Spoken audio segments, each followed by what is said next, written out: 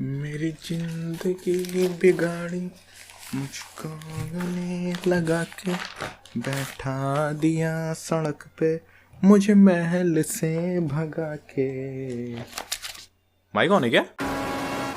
Hey what's up guys, स्वागत है आप सभी का एक नए वीडियो में। और पता है मैं जब भी कोई नई वीडियो अपलोड करता हूँ तो जो बंदे मुझे पर्सनली जानते हैं वो हर बार आके मुझे मेरे वीडियोस की कमियां गिनाते हैं कि तुझे ऐसा नहीं बोलना चाहिए था, ये वाला डायलॉग सही नहीं था, ये वाला पार्ट वीडियो का सही नहीं था, अरे वीडियो ही सही नहीं थी। तुम्हारे लिए एक आइडिया है मेरे पास, तुम लोग अनयूजुअल मेडूसा प्राइम मेंबरशिप ले लो, वीडियो अपलोड होने से पहले ही देखने को मिल जाएगी। अरे स्क्रिप्ट ही तुम्हारे सामने लिखूंगा। अनयूजुअल मेडूसा प्राइम मेंबरशिप केवल 99 रुपए प्रति माह में। अभी मेंबर बनने के लिए कॉल करें 01125532553 पे। मैं कॉल नहीं करूंगा। क्यों? मुझे बवासीर है पर ऑपरेशन से डरता हूँ। ओहो, मतलब गांड फड़वाने से डरते हो? सही में बवासीर में गांड फाड़ के ऑपरेशन करते हैं क्या?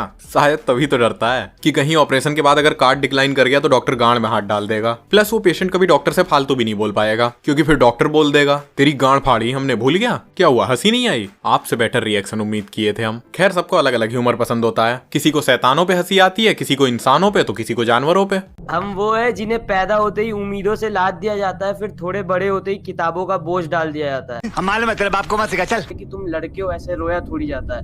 वाह भाई वाह, क्या शायरी है। प्लस कितनी दर्द है गरीब तेरी आवाज में। एक काम कर, भीख मांगा कर नाके पे। कम से कम ऐसी वीडियोस बनाने से तो बेहतर ही है। दीदी सच बताओ, इम्प्लांट्स है ना? पहले बता दे रहा हूँ, कोई कुछ नहीं बोलेगा गरीब को। गरीब रॉकेट साइंस सिखा रहा है अपने फॉलोअर्स को। देखो यारो, ये तो हुई मजाक की बात, लेकिन सीरियसली गरीब one of the best roaster है यूट्यूब इंडिया का। I had a lot of fun watching his videos and that was a good waste of time. तुझे मैंने कितनी बार कहा है कि एल्डर्स, रिलीजन और बड़े यूट्यूबर पे मत बोला कर, किसी दिन बुंड फाड़ दूंगा मैं तेरी। बहनचो, तुम लोगों को बुंड से इतना क्या लगा हुआ है? एक तू और एक ये दोनों हर बात पे बुंड बुंड करने लगते हैं। सालों मरोगे तो बुंड से ही निकलोगे। और तुझे मेरे बड़े यूट्यूबर्स पे बोलने से इसलिए दिक्कत है ना कि मैं खुद बड़ा यूट्यूबर नहीं हूँ। चल अब तुझे बड़ा यूट्यूबर बन के ही दिखाता हूँ। अब मैं अपनी वीडियो का एड रन करने वाला हूँ, पर 47 वीडियो है मेरे चैनल पे, कौन से वाले का एड चलाऊं? Guys please help me. मैं अपने किसी एक वीडियो का एड रन करने के बारे में सोच रहा हूँ in the range of 5 to 10 lakhs। Please suggest इतने पैसे कहां से लाऊं? And keep in mind GMPP also known as गांड मराओ पैसा पाओ इज नॉट एन ऑप्शन। हाँ, माना कि बहुत स्कोप है इसका आजकल, लेकिन मुझे पसंद नहीं है ये सब। मैं हथियार की जगह दिमाग चलाना ज्यादा पसंद करूंगा। पता नहीं कैसे, पर आजकल गर्लफ्रेंड बनाना, हुकअप करना ट्रेंड सा बन गया है। अबे 14-14 साल के बच्चे गर्लफ्रेंड बना के घूम रहे हैं, और जो नहीं बना पा रहे हैं वो सोशल मीडिया पे आके पूछ रहे हैं, हाय I am 14 and I am virgin. Is it okay? I am 23 and I am still virgin. Now you tell me. पता नहीं क्यों पर आजकल सबको GF चाहिए, और एक बार बन जाएगी तो बेवकूफों जैसी हरकत करना शुरू कर देंगे। बाबू you know he is just a friend. ऐसे चेप लड़कों से मैं बात करती नहीं हूँ, लेकिन तुम कहते हो तो ठीक है, नहीं तो मैं तुम्हारे अलावा किसी को घास नहीं डालती, सीधा खाना खिलाती हूँ। वो तो तुम चूतिया हो इसलिए घास खा रहे हो। चूतिया भी नहीं हो, उच्च कोटि के चूतिया हो। अब ऐसा नहीं है कि सिर्फ लड़कियां ही ऐसी हरकत करती हैं, लौंडे एक कदम और आ गए हैं इन हरकतों में। मेरा एक दोस्त है, उसकी GF का कमरा 2nd फ्लोर पे है, तो वो रोज उससे मिलने सीढ़ी लेके जाता था। वो लकड़ी वाली नहीं होती, हाँ यही। एक दिन उस लड़की के बाप को पता चल गया। जैसे ही हमारा शेर अगले दिन सीढ़ी लेके पहुंचा तो कमरे में लड़की का बाप बैठा था। बाप कहता है, आओ भोसड़ी तुम्हारा इंतजार कर रहे थे। ये गांड फटी में 2nd फ्लोर से ही कूद के भागने लगा। भाग रहा है वो तो ठीक है, लेकिन सीढ़ी लेके भाग रहा है। मैंने कहा सीढ़ी तो छोड़ देता। वो कहता है, अबे तो फिर उसका बाप ना उतर जाता इसी सीढ़ी से। बात में पॉइंट तो है इसकी, लेकिन फिर लेके भागने की क्या जरूरत थी? लात मार के गिरा देता। दिमाग चलाओ तो ना। खैर, हमारा यूथ दिमाग से नहीं कहीं और से सोचता है, जब तो रोज रोज बाजार में सीढ़ी लेके घूमता था। लेकिन फिर उस खूसट की वजह से हमारे बेचारे शेर को ब्रेकअप करना पड़ गया, जिसके कारण बंदा डिप्रेशन तक पहुंच गया था। तो मैंने कहा कि यार इसको सेल्फ कॉन्फिडेंस गेन कराना पड़ेगा। फिर मैंने उसको अपने से रिलेट करवाना शुरू किया, क्योंकि किसी को भी अपने से रिलेट करवाने के बाद कॉन्फिडेंस बूस्ट करना कोई बड़ी बात नहीं है। मैं उसको रिलेट करा रहा था कि यार मेरे साथ भी तो ऐसा ऐसा होता है। तो ये डिप्रेशन वाले भाई साहब उल्टा मुझे समझाने लगे कि भाई ये तो लाइफ है, इसमें ऊंच नीच तो आती ही रहती है। तू बहनचो डिप्रेशन में जा रहा है तो चुपचाप जाना, मोटिवेशन दे रहा जाते जाते भी। लेकिन कुछ भी कहो, ये बंदा है बहुत बढ़िया। बात बात पे कहेगा कि भाई तेरे लिए तो जान दे दूंगा। तुमने भी ऐसे लौंडे देखे ही होंगे जो हमेशा मरने मारने को तैयार रहते हैं, लेकिन कुछ लोग सिर्फ हवा बनाने के लिए ऐसी बातें बोलते हैं। तो ऐसे लोगों को टेस्ट करने के लिए एक तरीका ढूंढा है मैंने। जो लोग हमेशा जान देने को तैयार रहते हैं उनसे गांड की डिमांड करो, पता चल जाएगा कितना सीरियस है। नहीं? ओहो, इंट्रो लगाने का टाइम हो गया, पर समझ में नहीं आ रहा कि गाना कौन सा लगाऊं। एक सिंगर है मियां खलीफा नाम की, बहुत मीठी आवाज में गाती है, मैंने सुना है। भग भोसड़ी के।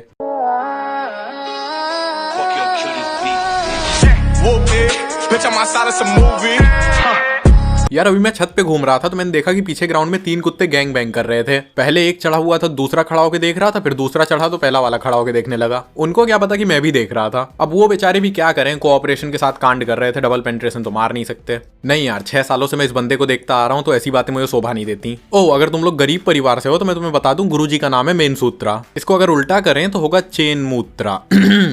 भाई हम दोनों एक ही थाली के चट्टे बट्टे हैं। तू कॉल पे लड़कियां छेड़ता और मुझे भी कोई घास नहीं देती। वही तो यार, एक ही नाव में सवार हैं हम दोनों। हम नाव में बैठे हैं और कुत्ते सबमरीन से जा रहे हैं। ईश्वर के संसार में ये क्या हो रहा है? अब छोरी पटाना भी हमको कुत्तों से सीखना पड़ेगा। बताओ बहन, जो कुत्ते हरामजादे हमसे ज्यादा एंजॉय कर रहे हैं। लगता है कुत्तों में भी हुकअप कल्चर पीक पे है। लेकिन इंसान अगर कुत्तों से हार जाए तो क्या ही बात थी। पता है, मेरा एक दोस्त है आयुष, अभी लॉकडाउन में उसके रिलेटिव्स आए हुए थे तो लॉकडाउन में कुछ करने को तो था नहीं। वो और उसका कजन बैठे बैठे बोर हो रहे थे। बोरियत में दोनों डीएनए टेस्ट कराने निकल गए। डीएनए टेस्ट में पता चलता है कि दोनों भाई हैं। इसका मतलब समझ रहे हो? दोनों में से किसी एक के बाप ने कांड किया है। I think he was a bhabhi person as well, just like Ankit. क्यों अंकित? बताओ यार, घर में ही कांड हो रहा है। खैर, अरेंज मैरिज करोगे तो ये सब तो होना ही है, क्योंकि लड़की तुम्हें घास देगी ही नहीं, बेशक से शादी करा दी है घर वालों ने। लेकिन तुम उसकी चॉइस थोड़ी ना हो। इसीलिए कहते हैं हमेशा अपनी बेस्ट फ्रेंड से शादी करनी चाहिए। क्यों? क्योंकि दोस्ती यारी में गांड मर जाती है। पर यार मेरी तो कोई बेस्ट फ्रेंड ही नहीं है। तारे गिन गिन के इंतजार में हम तो बाबरा हो गए भैया। खिलाड़ी भैया, खिलाड़ी भैया, खिलाड़ी। ए भैया, खिलाड़ी। पता है, मैं अभी दादाजी से पूछ के आया कि लोग अरेंज मैरिज क्यों प्रेफर करते हैं, तो मुझे बहुत कुछ जानने को मिला, जो कि काफी हद तक ठीक है। लेकिन एक चीज मुझे और लगी कि 22-23 साल की लड़कियां 50-50 साल के बुढ़ों से शादी कर रही हैं। यार इनके हिसाब से देखा जाए तो मेरी शादी जिससे होगी वो तो अभी पैदा ही नहीं हुई। भैया इनके फंडे इनके पास ही रहने दो, मैं अपने हिसाब से ही चलना पसंद करूंगा। भाई तुम्हारे पेरेंट्स तुम्हें खुद के डिसीजन लेने देते हैं? ऑब्वियसली लेने देते हैं। तुम्हें इसलिए नहीं लेने देते क्योंकि तुमने अभी तक उन्हें ऐसा कुछ करके नहीं दिखाया जिससे उन्हें लगे कि तुम अपना फ्यूचर खुद संभाल सकते हो। मेरे पेरेंट्स हमेशा कहते हैं काम कुछ ऐसा करो कि लोग तुम्हें मरने के बाद भी याद रखें। मरते मरते लोगों से 1-2 करोड़ लपेट लेंगे, फिर जिंदगी भर याद रखेंगे लोग।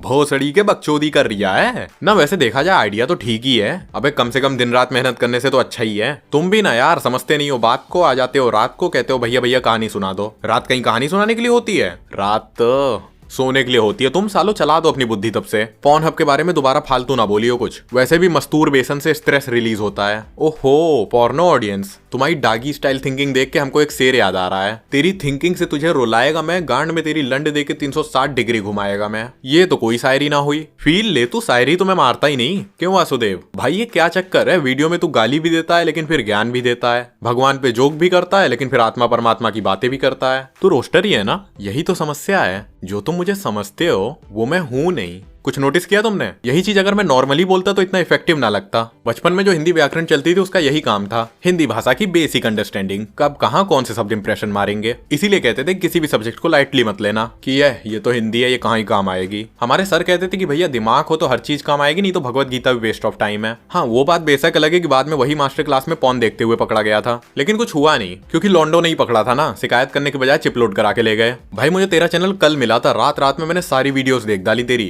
And I just wanted to say You are awesome man. Wow, देख रहे हो, इसको कहते हैं सब्सक्राइबर। एक रात में पूरा चैनल चोद दिया मेरा।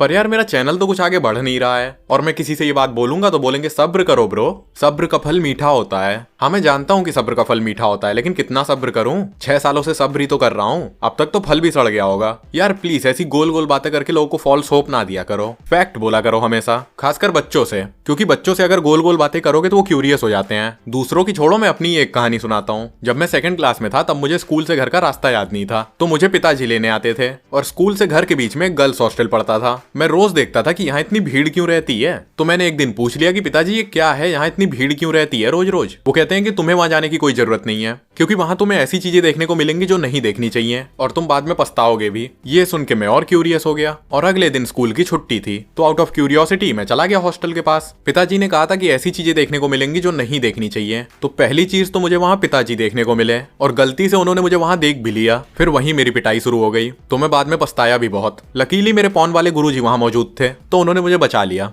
मतलब ज्यादा नहीं पिटने दिया। तो मैंने गुरुजी का पैर छूने के लिए झुक के हाथ आगे किया, पैर तो छुआया नहीं, गलती से उनका लंड छुआ गया। तो गुरुजी बोले अरे यार तुम तो किसी दिन पकड़ के तौल दोगे कितने ग्राम का है। भाई साहब और मारिए इसको। दोनों ने मिलकर मुझे इतना कूटा कि मेरा हाथ टूट गया, जिसकी वजह से मैं एग्जाम में लिख नहीं पाया। तो मेरे मार्क्स कम आए। मम्मी ने मार्क्स देख कर कहा कि लगता है ट्यूशन लगवाना पड़ेगा। मैंने कहा कि नहीं, ट्यूशन नहीं लगवाऊंगा, मैं अनअकैडमी का कोर्स ले लूंगा। माता ने कहा ठीक है। उन्होंने मुझे कोर्स दिला दिया। शाम को मैं जब अनअकैडमी से पढ़ने बैठा तो इन भोसड़ी वालों का पौन जैसा तो इंट्रो है, लेट्स क्रैक इट। बाप को लगा कि मैं पॉन देख रहा हूँ, उसने फिर लपेट दिया मुझे। अनअकैडमी वालों से मेरी रिक्वेस्ट है, प्लीज यार चेंज कर लो ना इंट्रो, इतनी क्या कमी पड़ रही है कि पॉन वीडियो से आइडिया ले रहे हो। एनीवेज, बाय मेरे future doctor and engineer.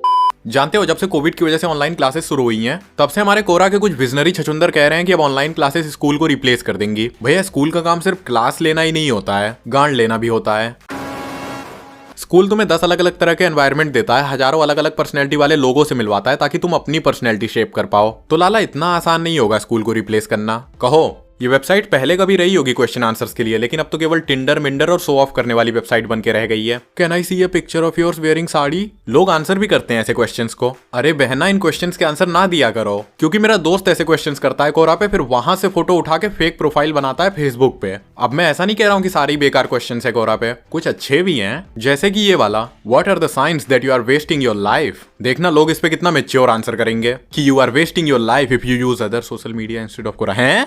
Don't talk out loud, you lower the IQ of whole street. Hindi में बोले तो विशुद्ध चूतिए लड़के हो तुम, चुप रहो। पता नहीं इन लोगों को ऐसा क्यों लगता है कि अगर कोई इनका ऐप यूज नहीं करता है तो वो बेवकूफ है। भाई, सब लोग कहते हैं कि अहंकार पाप है, लेकिन जब मैं देखता हूँ कि कोरा पे मेरे 2 लाख से ज्यादा कंटेंट व्यू है तो मेरे अंदर अहंकार जग जाता है कि मैं कितना इंटेलिजेंट हूँ। भाई प्लीज हेल्प मी। लाला, गलत फहमी कोई पाप नहीं। बताओ यार, अपने आप ही एज्यूम करके बैठे हैं कि हम इंटेलिजेंट हैं। फैक्ट्स छोड़ के अजम्पशन मारना लड़कों की निशानी थोड़ी है। खैर लाला, हमारे ना स्त्री है ना पुरुष, इनके अलावा और क्या होता है वो तुम जानते ही हो। महापुरुष कह रहा हूँ मैं, तो तुम्हारी सोच खराब है तो मैं क्या करूं। लेकिन सबसे बड़े महापुरुष तो हमारे पेरेंट्स हैं। पता है, मैं एक बार अपने पेरेंट्स के साथ शादी में गया था, वहां पे रेयान इंटरनेशनल का भी एक लड़का आया था। बीच शादी में वो लड़का एक लड़की का हाथ पकड़ के बोलता है, मैं इससे शादी करूंगा। मैंने कहा बस अब ये पिटेगा। लेकिन कमाल की बात है, ऐसा कुछ भी नहीं हुआ। वहां मौजूद सभी लोग, यहाँ तक कि मेरे पेरेंट्स भी उस लड़के के बोल्डनेस की तारीफ करने लगे। मैंने कहा यार ये तो गजब हो गया। अब इस शादी के 2 महीने बाद मैं एक और शादी में गया, वहां पे मैंने एक लड़की का हाथ पकड़ के बोल दिया कि मैं इससे शादी करूंगा। अरे वहीं धुआं दिया मुझे। मैंने सोचा था कि तारीफ मिलेगी, लेकिन डंडा मिल गया।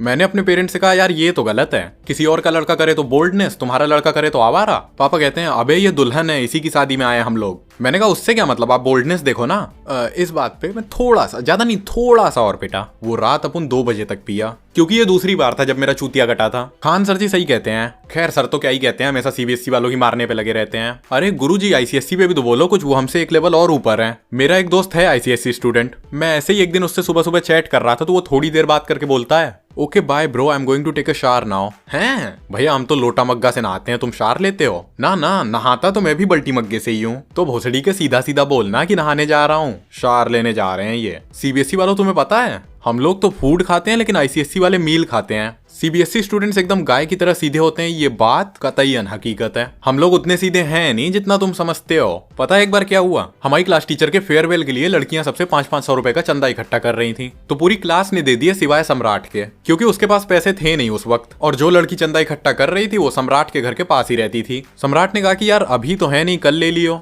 वो लड़की कहती है कि नहीं, कल तो सामान वामान लाना है तो कल नहीं हो पाएगा, आज ही चाहिए होगा। सम्राट ने कहा ठीक है, 500 रुपए तो हैं, घर आके ले जियो। उसने कहा ठीक है। अरे भाई साहब, छुट्टी तक पूरे स्कूल में बात फैल गई कि सम्राट उस लड़की को 500 रुपए में घर बुला रहा है। लेकिन मैम के फेयरवेल से पहले सारी बात क्लियर हो गई। और जब मैम जा रही थी तो भैया पूछो मत, बच्चे ऐसा दिखा रहे थे कि कितना सैड है, जैसे कितना मिस करेंगे।